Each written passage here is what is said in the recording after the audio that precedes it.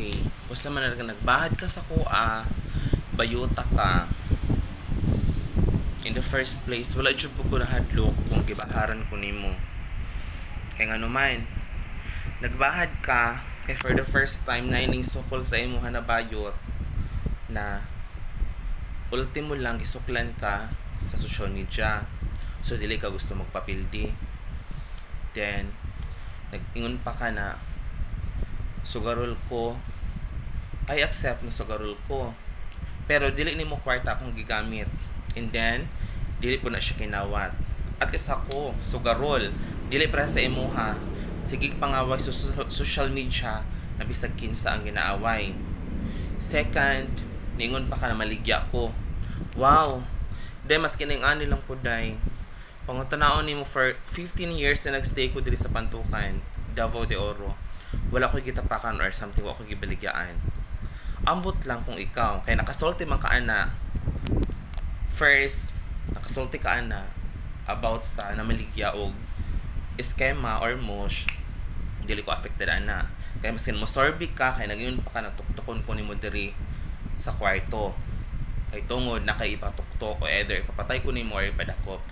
Sis, maskin tultulan pataka sa balay or sa kong gipuy-an nako sa Mabo, nako sa Pag-asa, Pantukan, Davao de Oro, na maski mo tuktok ka kay kung mamo nimong kuan kay ipapatay ko nimo or ipadakop nimo kay para mahilom ko. Anong mahilom man ko? Na kung sususin, ultimo lang ko mayaman ka, ikaw na nagsulti sa mong live na mayaman ka unsa lang man ko. Pero imo kong gipatulan or imo kong silbing imo kong tapatan.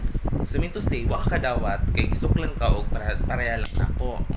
Mana kung giingon sa imuha. Next time dili lang kita mang hilabot og tao. Kung kabalupog ka na wa ka gihilabtan kay para lang ma-famous ka, para lang masikat para makakwarta ka. Ikaw na mismo na yung nakwartahan ka sis. Kung sustusin dili na mo kailangan mandaog sa mga tao. Kay ingon ka kwartahan ka. Ya, kung yung pugkag ka ng kuan, adik ko, di wa ka na punano sa mga pagstorya ni mo about sa mga tao or sa mga kalaban ni mo, kana siya ipahiwatig ni mo siya na mas adik ka. Kaya nga naman, gamay na istorya imong ipadako para lang masikat ka. Oh, I know na musikat ka, kay tungod kwartahan ka, pero dili pa maagi na bakit kwartahan ka na maging anak ka mo, yung pagyapak sa tao mo, tapatapa kay para lang mapansin ka. No, dili po ka na. Wa ko nahadlok sa imuha Brenda Okada. Kaya nga naman, wa ko isala sa imuha. Nag-comment, nag-solter ako sa kung tama. Wag ko na kuan na mas daghay mga comment sa mga basher or mga supportan nimo. Wala mo koy kuan. Wala koy kanang action or lain sa ako. Sa loobin ako lang gipalabas. Mo na kung nagbahad ka sa kuha, wala ko yan.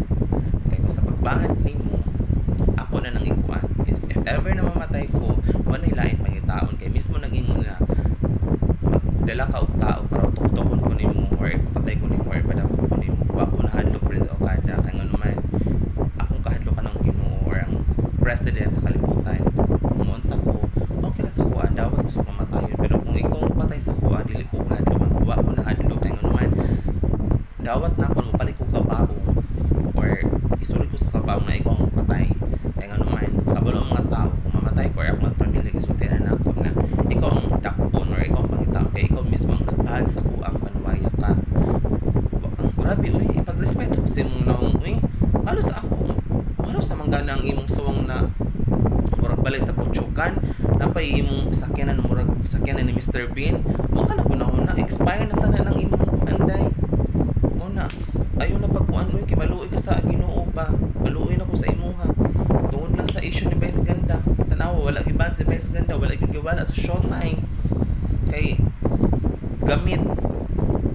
Ano na grabe na ang mga kuan ni Vice Ganda, grabe na ang mga nagkuan, ikaw mismo nakuan, nagpa-iral ra ka na kuan na puto ra ka sa Davao, bagay katungtong og Cebu siguro.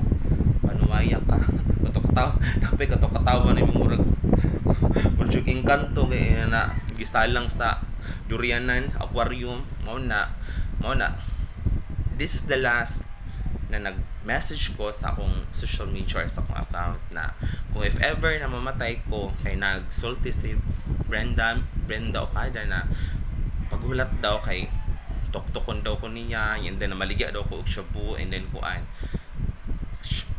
before mo patay ang tao, make sure or musulti sa pantukan kung unsa ang mga feedback about sa kuha nga maligya pa ko kay nga naman dira mo makita kung adik ang isa ka tao kung magpangutana ka pangataw sa record sa either matter pantukan daw sa record ni Jane Malapos kung usa siya adik pa siya or dili compare you na nasakpan sa imong mga naong sa mga lihok na adik jud ka. Thank you so much, I love you, and thank you sa imong live or sa imong pakiusap na ingani ko maunsa ko ikaw na nga